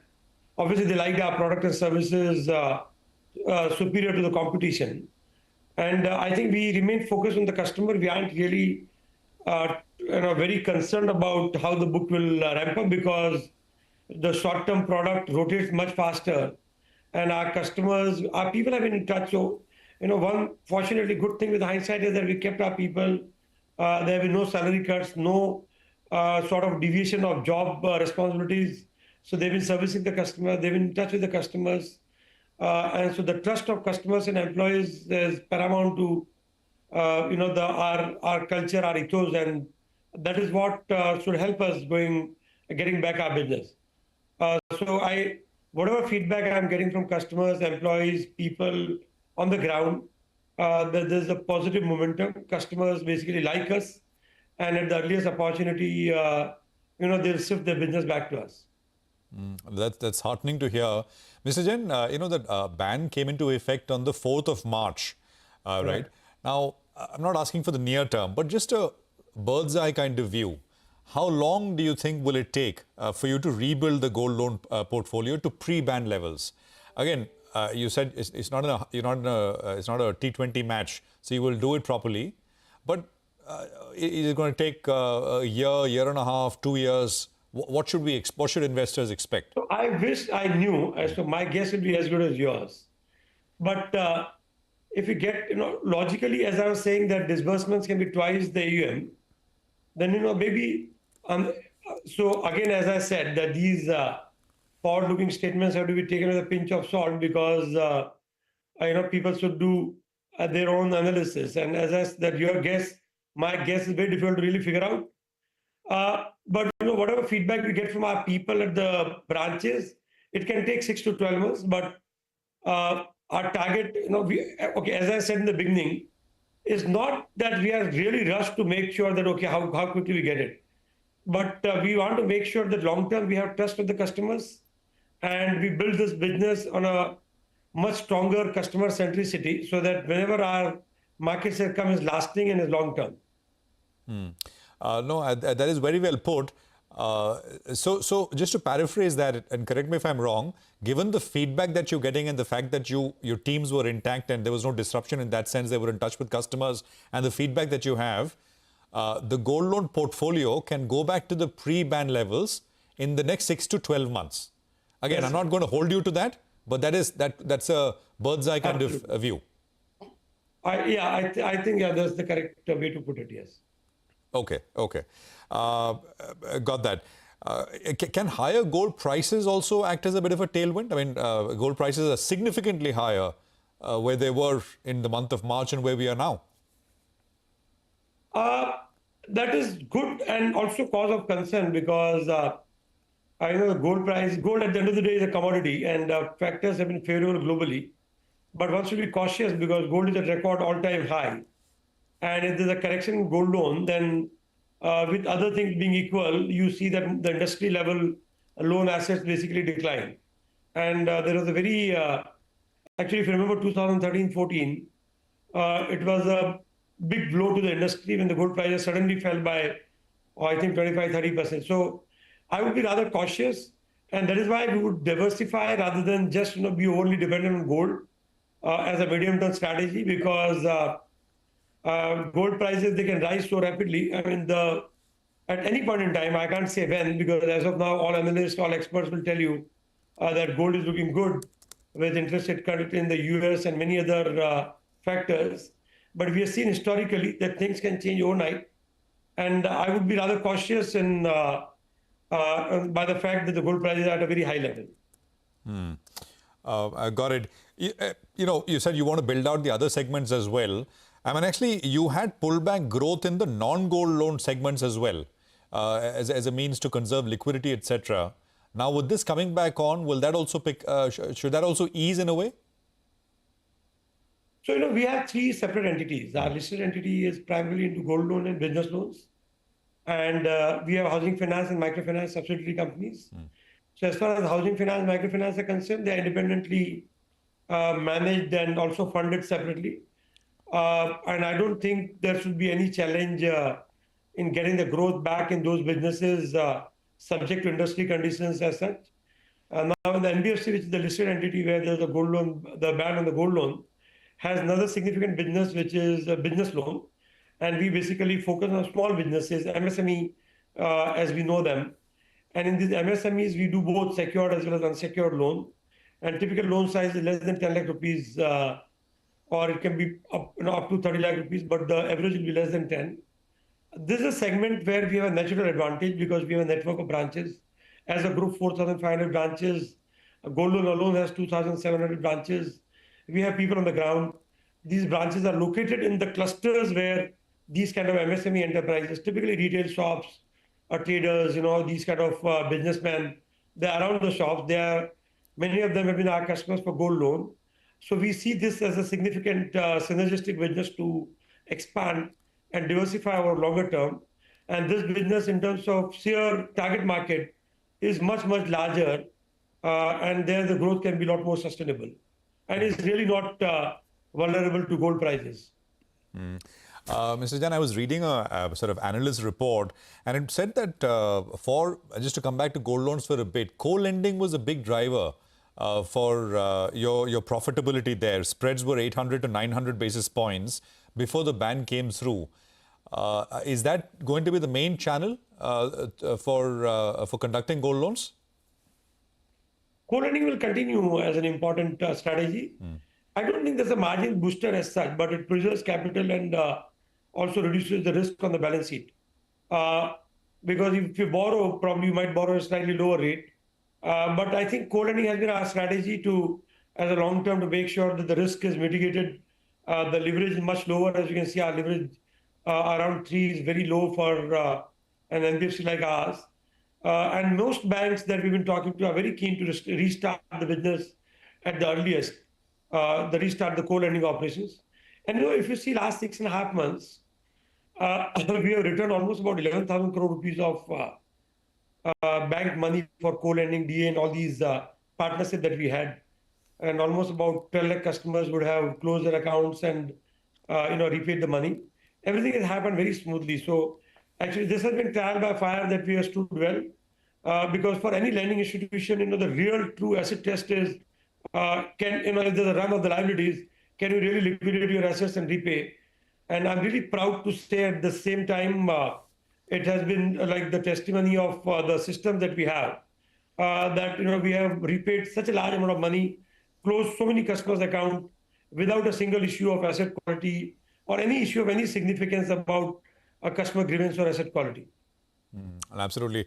Mr. Jain, let's sort of round this up with a few projections. Again, you're coming out of a phase which is you described as unprecedented, so there is no playbook for this. But your AUM, overall AUM, was about 79,000 crores as at the end of last year, FY24. Can you tell us in FY25, what should we expect? It's very difficult, Prashant. So how much lower would it be? Sharply lower? Does it look a lot better now? Just some sense. It's absolutely impossible to give forward-looking statement at this point in time.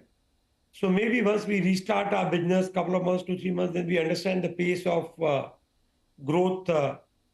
But I think, from a longer-term strategy point of view, India is a huge market. The growth is there. But what we learned is that we should make sure that the compliance and risk is foolproof. The customer centricity and customer service is absolutely is impeccable. Then growth is derivative and will follow. But I just cannot give any forward-looking statement. As I said, that your guess is as good as mine. So there's no point in putting numbers to that. I mean, your historical growth rate has been between 20 to 25%. So whatever happens in FY25, beyond that, 26 onwards, I mean, one should expect those kind of rates to come back. Think, I mean, just looking at history. I understand. So other like economy, everything remaining good, we should get back to our historical growth rate. Okay. And margins as well? I mean, are there... what's the sense? There was a little bit of a dip. Margins. Yeah. So here also we don't want to get into any price cutting or in a panic state to get the business back by by being aggressive in pricing. So margins over a longer term will be maintained. In the short term, because suddenly our cost has remained where it was in terms of number of people and branches, and then the assets go down. Obviously, it will impact the margins, but I think on a steady state basis, we'll get back our margins. Okay, so we'll get back to the margin level and also to a growth rate of 20 to 25%, perhaps by FY26, once the gold business gets back on track. And when does that happen? Well, 6 to 12 months is the time guidance that Mr. Jain has given to get back to the pre-RBI ban level in terms of the gold business. So that's IIFL Finance. Finally, a sigh of relief coming in from the regulator after 6 months. Let's move on and focus on the next company which is on our radar this morning, and this is MCX. Now, the company has revised transaction fees for futures and options contracts after a directive coming through from market regulator SEBI. Morgan Stanley has issued an underperformed rating on the stock. Do note that the stock has, of course, surged more than 84% just this calendar year itself. To talk about the business prospects, we have Rishi Nathani, Chief Business Officer at MCX, joining in. Rishi, good morning. Thanks so much for being with us. So let's start with this news on the transaction charges. Now, I know that this flows from a wider regulatory move that SEBI made, not just for commodity exchanges, but even stock exchanges, saying that, how much you charge should not be based on the volume of trading. There should be a flat structure. So what does this actually mean for your profitability, your revenue? Will there be a hit? Because now you can't go up to the top of the band. Earlier, the top side of the band was more than the flat number, the flat fee that you have now. So, good morning. Thanks for having me here. So, just let me explain that earlier, all exchanges were charging transaction fees based on certain slabs. And SEBI said that it needs to be uniform and true to label, which means that the end client should pay what the exchange is charging the broker. So first of all, it brings a lot of transparency into the system. Secondly, it reduces the transaction costs of the end client. So in that sense, it's a very good move. Now, in terms of you're saying that we cannot charge the highest slab, but at the same time, we cannot even charge the lowest slab. So we have made the charges in such a way that it is around our average realization. So I do not see any major impact of these transaction charges on our trading volumes or our revenues. Hi, Rishi. Good morning and good to see you. And I'm looking at a note from Morgan Stanley this morning, and they believe that give and take everything. If everything is constant, they believe that your EPS estimates could move up by around 5% in FY26 based on these changes. Do you concur? Low single-digit increase is possible? I'm not an analyst. I can just drive business, and that's what I'm here for. And we'll focus on doing that, and we'll leave the predictions to the analysts. Right. Rishi, hi, good morning. Prashant here, and good to see you. It's been a while. Could you, again, not asking you to don the analyst hat, but incrementally, does this, does this help or hurt in terms of incremental earnings? No numbers, nothing. Or you think it'll be neutral for you? You'll be able to manage this?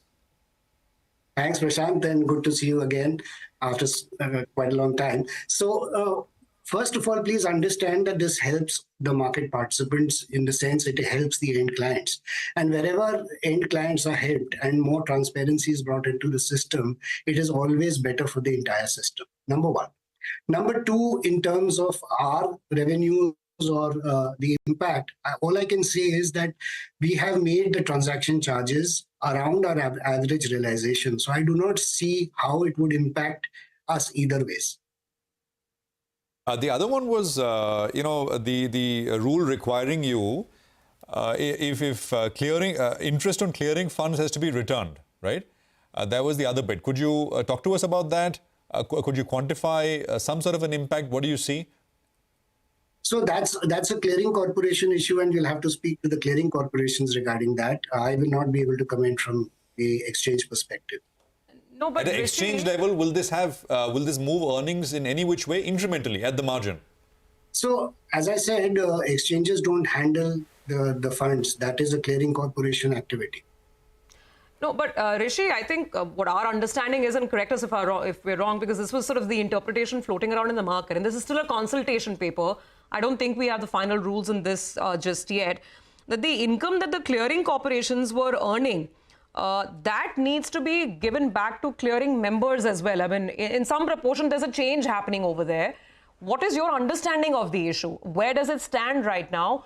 And at MCX, is there any revenue you're earning because of these returns being made to clearing members? No, so at MCX we do not. As I said, this is a clearing corporation issue. The clearing corporations handle the funds, and that is where the money lies. So, as I said, I would not be able to comment on that. You'll have to speak to clearing corporations on that. Interest income that MCX is earning at all in any format because of these funds lying in the clearing corporation, right? So there's no impact. No, so MCX doesn't earn. It's the clearing corporation which handles and gets the revenues from that.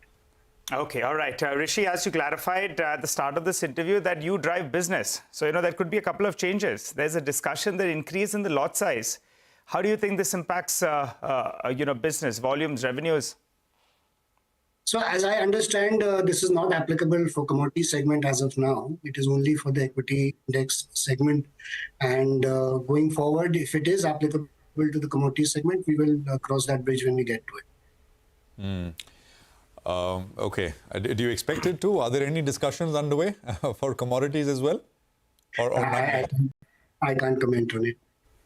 Oh, okay. So that's a yes? Okay. Is there a conversation happening? We don't know if it will result to something or not. But can you tell us that much? No, so as I said, there is nothing about the commodities at present, and as and when it comes, we'll cross that bridge. Okay. Now, over the last 2 years or so, and we've discussed this in the past, the big excitement and I think what has excited investors in the stock has been the huge jump in options volumes, right? And I think we spoke when total options volumes notional were not even, I think we were at about 70,000 crores. And we were asking you when will you hit 1 lakh crores?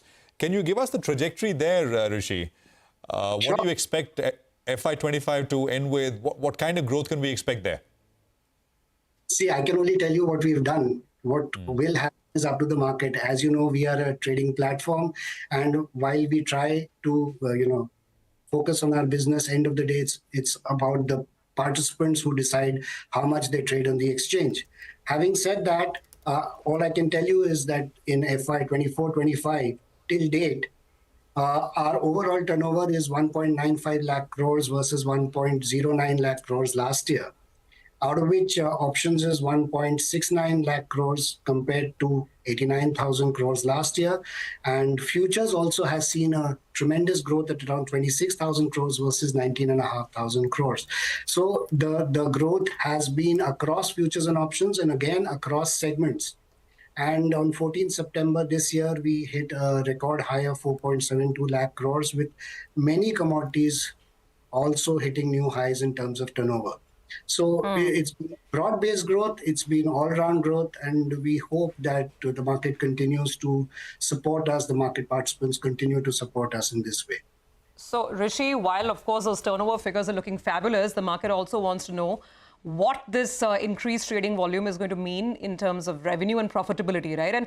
And while MCX has been doing well with the way the stock is surging, I think the market wants more. I think first quarter, some of the estimates were on a margin of 60% plus. You were just, you were below that mark. So let's talk about, revenue projections, given that you're looking at more product launches as well. So revenue FY25 and the steady state sustainable margin profile that you will target over this year. So both in terms of revenues and margins, I will not be able to comment. What I can say is that we hope to continue the growth we have been doing and maybe even, try and grow on that as well. So that is what I can say. We continue to focus on all our contracts, whether the existing ones, new ones, all our product segments. And with this clarity of uniform transaction charges also, we hope that the end customers will benefit and overall the participation on exchange should increase. Because, last year also we have seen a very healthy growth in our overall traded clients, and we hope to see that grow. We have seen more FPIs participating on the exchange, and that also is growing in a very healthy manner. We have lots more questions, Rishi, and you'll have to come back again. But I just want to end with this.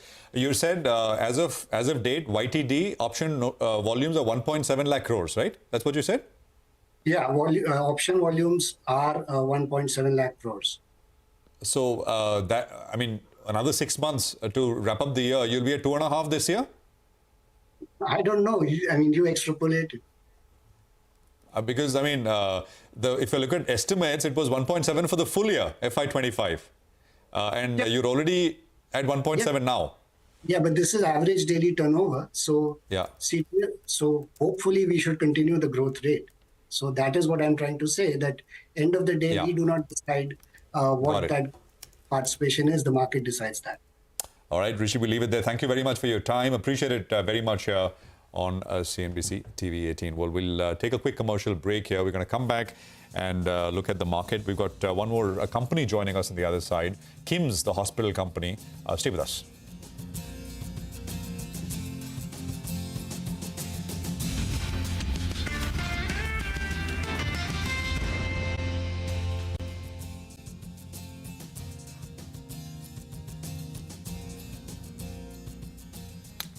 Welcome back. Well, the next management that we have on the show is Kim's. And to help us out with all of that, we have the management who's joining in on the show. Hi, sir. Good morning, and thanks a lot for joining in. Well, when we spoke last in August, you had indicated that Q2 will be better than Q1. So, Mr. Rao, what's your take? As of now, have ARPOBs improved? Have the occupancies as well improved? give us a rough number of how things have shaped up in Q2 in comparison to Q1. As we mentioned before, Q2, what was the anticipation was a little better than Q1, but we don't know. We haven't got it. Once the results comes in the next month, then we'll be able to know. But otherwise, now the occupancy and everything is going as we planned. So definitely that is the one. All right. So occupancy has been in the vicinity of around mid-50s.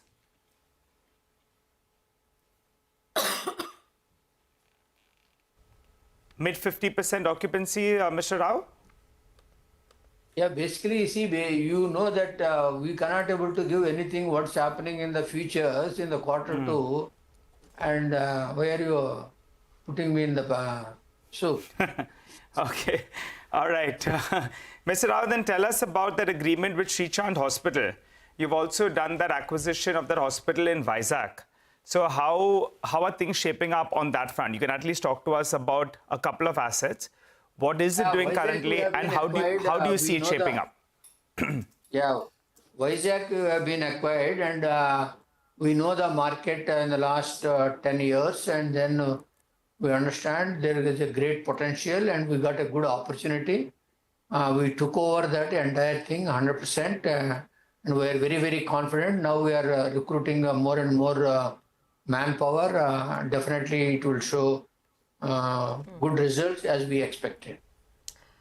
Sir, so okay, now that there's inorganic growth, there's organic growth as well. So let's just put it in terms of number of beds. Where are you now? And by the time, all of these ramp up and your capex for the year ramp ups, what will the total bed capacity go up to? And how much more money are you looking to put to work? Because you've done several of these, key acquisitions this year already.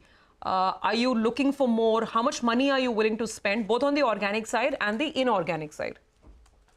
See, basically, as of now, we have 4,000 beds. In the next 2-3 years, we are expecting around another 3,000 beds in the 2 to 3 years period.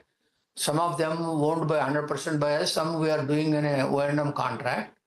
And with this, as we've been planned very well about our finances, mostly we may not able to require any external funds. We will be able to generate from our internal accruals along with the debt. As the debt may not able to cross, maximum we are trying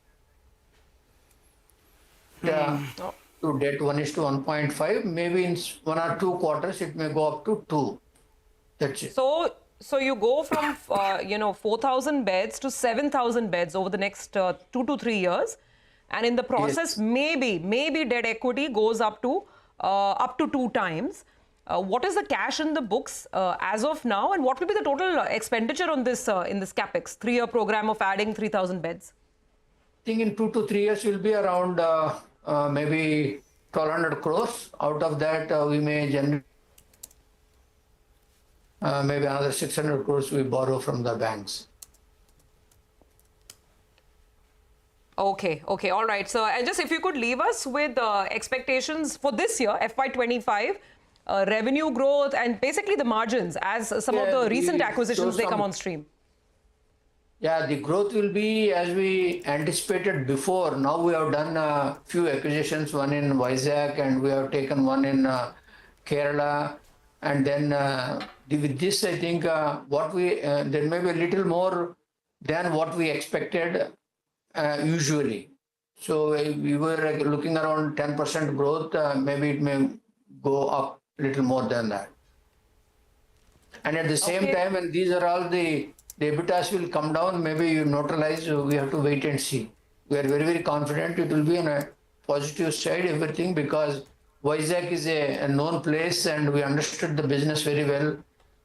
This is the Kerala one, what we have taken over is already existing hospital. There is a lot more awareness in the consultants. Many people are joining. We are also expanding another 200 beds there. So we are very, very confident whatever we have taken, it will be very good. Okay, all right, so we'll leave it on that note. Thanks very much and good luck with your expansion plans. Well, let's move on then back to the market, and the market for the time being is actually bounced in the green. So we started slightly negative. Now the buyers have come in, and let's see if they can build on it. 5 points higher on the Nifty. The only problem is the mid-cap index is still slightly negative. So let's see if that position also turns around. But there you go, sort of red and green right now on the green side. Speaking of the markets, let's get to our next big conversation. Market veteran Manish Chokhani says he's very cautious in the infra space as well as in the industrial sectors, as these are not typically high return areas. Speaking exclusively to CNBC-TV18, Chokhani mentions that he is hopeful that financialization and equity asset reallocation trends should last for decades. Listen in to excerpts of a conversation with him. Let's say our favorite stock this year was, say, Zomato. It's a $30 billion market cap. Let's say we expect the market normally to give you a 15% CAGR for 10 years, which is 4 times. So it should be a $120 billion market cap in 10 years. Let's say it's a 30p by then, because it'll be a fairly large company. So it needs a $4 billion PAT, profit after tax. To get to a $4 billion PAT, just for context, today TCS with 6 lakh employees makes $6 billion. So is this possible? How will they do it? Will they add more lines? I mean, Amazons of the world have done it. They started somewhere and they ended elsewhere. But if you're taking that bet, your time horizon has to be that, or your return expectation has to be that much lower. And that's the sort of stuff going on over here. Got that. I want to talk about leadership in this bull market as well. And we'll get back to what to do and advice for investors a little later. So PSUs, capital goods, real estate, infrastructure, that's essentially been the leader of the bull market. But people, defense, etc., right? That part, it looks like we're starting to rotate. People are starting to rotate out of that. Which is inevitable. Inevitable. You think that's done, or is just like a pause and refresh case here? Again, in terms of market cycles, when you see the leaders of every cycle, then they go to sleep for a decade. So the leadership of 2000 to 2007, which you were earlier alluding to, was indeed commodities and infrastructure, power, real estate. And then the excesses which happened in that period made them complete pariahs. So if 4 years ago we were on a show and Ramesh and I remember we would talk about PSUs and everyone was like sniggering, like, what's wrong with these chaps? But because the correction had been so steep that it's eventually an investor's job is about valuation. Like I said, the greatest Infosys may not give you the return, and the what so-called poorest PSU may give you the best return. So it was a mean reversion trade which happened, and of course all the right policy things happened for infrastructure and defense and railways and so on. So you go from being what I call terrible to bad is a rate of change, but you went from terrible to being good. So that rate of change is so dramatic that's what the markets have discounted. And now maybe to great. And now you're imagining it to be great. Some of them may make it, but most of them won't. So I would be very, very cautious in those kinds of places. And typically these are not high return areas. By definition, if you make 25% IRR in an infrastructure business, the cost to the consumer, which is the average public, is going to be too high. So your money made is really on leverage, and therefore the return on equity comes in that business. So. And people are shy of doing leverage after, again, the last cycle. And the flip of it, to just complete, the leadership of the last cycle was all the high-quality businesses in the last decade, which were all getting re-rated. Asian Paints, Page Industries, Kotak Bank, consumers, retail. even, and including banks, because banks became 30% of the index. And you're seeing that getting corrected, that Kotak, HDFC haven't performed for the last 5 years. Again, great companies. But it's the excess of that which is now getting reverted back. And now they've become so hated that when will HDFC move?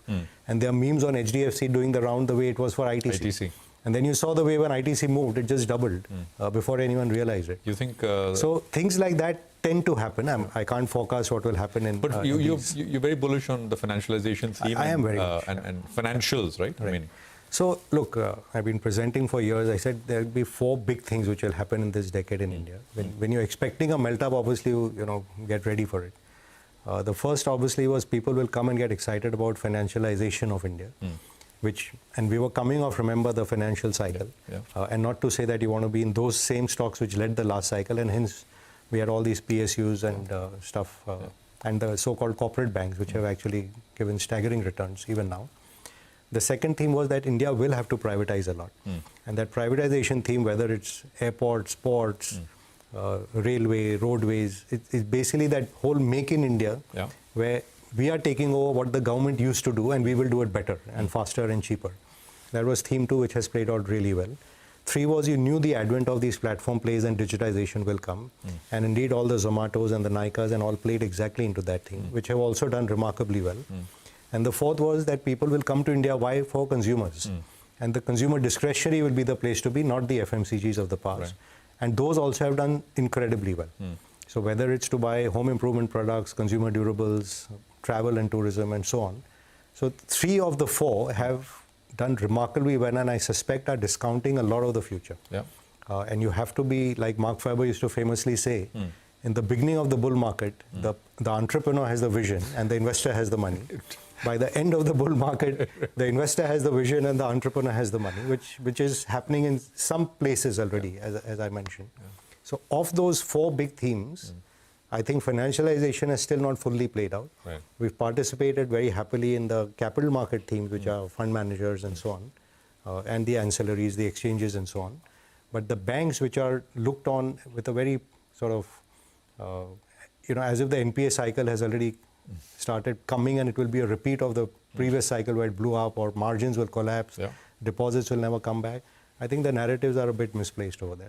And therefore, it's a question of taking an asymmetrical bet with a time horizon.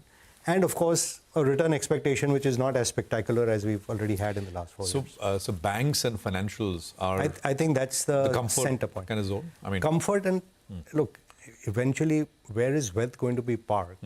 Is even today, the issue in financials, which everyone tries to justify for fundamental reasons, I suspect is a lot more technical. The financials as a category must be, to my mind, 25% of India, which is $1 trillion. And to take $1 trillion market cap up, it takes a lot of money and demand. Absolutely. So if and when this money and demand comes from overseas, and when the locals wake up, that we don't necessarily think that 20% return is so easy. And actually, you can make very safe, go-to-sleep kind of 15% returns in financials. That may be the time for their moment in the sun. Having said it, they led the last bull market. Yep. So it's not like the bull market ought to come and trigger it off immediately. Yep. So it's question of what your time horizon is and what your return expectation is. Okay, well, that's an excerpt of the conversation, but you can catch the full one with Manish Rukani at 11:30 a.m. Today. And that's going to be an interesting one. We sort of go all over and discuss a lot more sectors, examples from the past, and essentially advice for investors as well, I think. Very, very nicely put by Manish. So that's coming up later, 11:30. We'll take a quick commercial break here. We put the focus on commodities with Manisha when we return. Stay with us.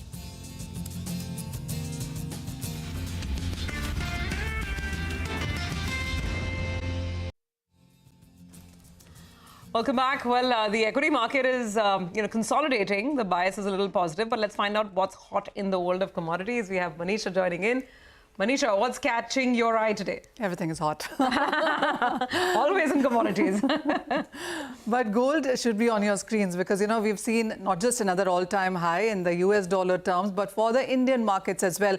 Well, India was actually trying to catch up since the duty cut of nearly 9% this budget. So there was this huge divergence in the international markets and the Indian prices. But with 75,000 now taken off in the Indian markets on MCX, we are looking at all-time highs for the Indian markets as well. And then it is not just in dollar terms or rupee for that matter, because the gold has hit all-time highs in various other currencies like a Chinese yuan, a Japanese yen, euro as well, and various other currencies in Asian markets also. So the gold run clearly is golden right now. But the US consumer confidence has slipped to the lowest in last 1 year in US, and that clearly led to the last leg of gains in prices. And then apart from that, if you look at the dollar index decline to a 14-month low, that has been supportive as well. If you look at the gold prices for the month of September, we have gained by almost 5%. And if you look at the international markets, well, we have seen the gold prices gain up by 28% in this year until now.